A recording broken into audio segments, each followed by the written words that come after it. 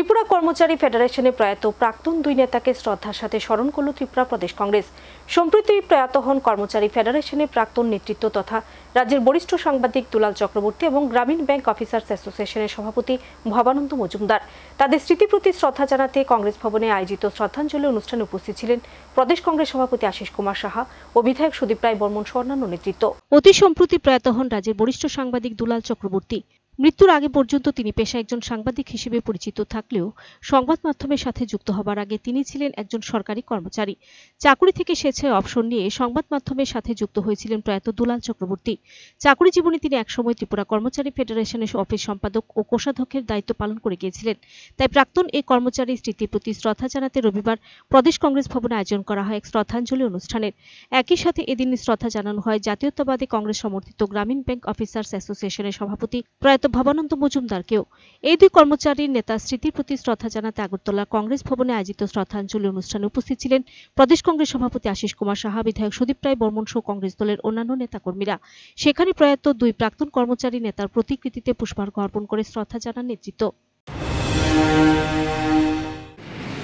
আমাদের প্রদেশ কংগ্রেসে প্রবীণ নেতা, দীর্ঘদিন কর্মচারী সংগঠনের সঙ্গে যুক্ত ছিলেন শ্রী দুলাল চক্রবর্তী। উনি ত্রিপুরা সরকারি কর্মচারী ফেডারেশনের অফিস সেক্রেটারি এবং কোষাধ্যক্ষর দায়িত্ব পালন করেছেন দীর্ঘদিন।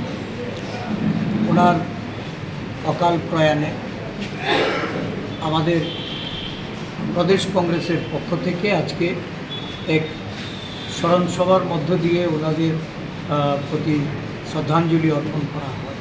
ঠিক গ্রামীণ ব্যাংক অফিসার্স অ্যাসোসিয়েশন জাতীয়তাবাদী সংগঠন, এই সংগঠনের সভাপতি ভবানন্দ মজুমদার উনি পরলোক গমন করেন। ওনার বিদেহী আত্মার প্রতি সদ্গতি কামনা করে আজকে ত্রিপুরা প্রদেশ কংগ্রেসের পক্ষ থেকে আমাদের প্রধান কার্যালয়ে ওনাদের স্মৃতি তর্পণ করা হয়। এই দুজনের পরিবার পরিজনদের প্রতি আমরা প্রদেশ কংগ্রেসের পক্ষ থেকে সমবেদনা জ্ঞাপন করছি।